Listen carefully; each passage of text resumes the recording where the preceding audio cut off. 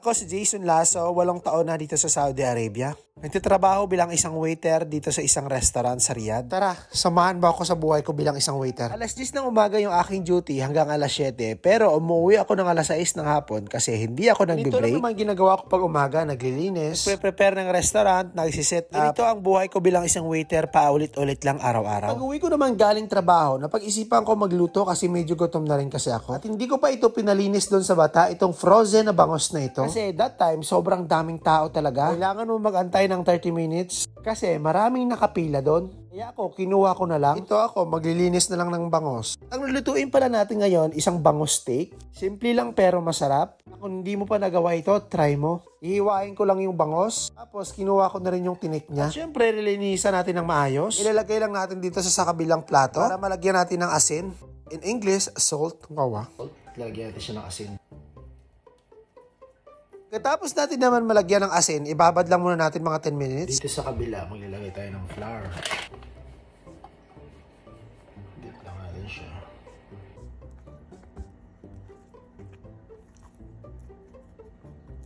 Bakit natin nilalagyan ito ng flour para hindi tumalsik pag pinirito natin? Ito ang purpose ng flour.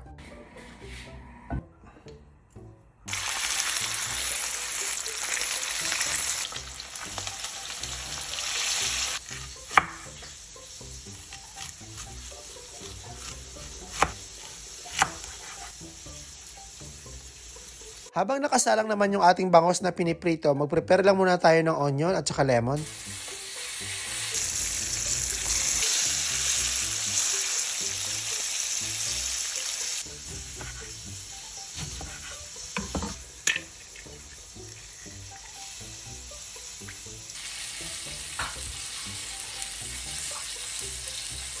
Maglagay tayo dito ng toyo, mga 4-5 spoon. Tansyahin mo na lang maglagay ng toyo na ito. Pero ako, 5 spoon lang nilagay ko. Tansya-tansya na lang kasi ito eh. Black pepper. Ilagay na rin ako dito ng oyster sauce, sugar, black pepper. Tapos, imimix lang natin siya.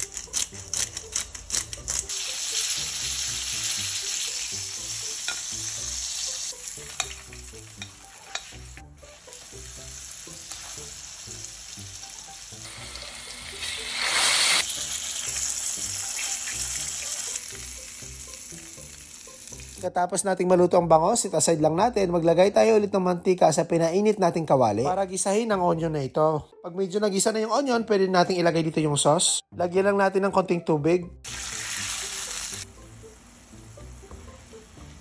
Pag kumulo na, pwede na nating ilagay dito yung bangos.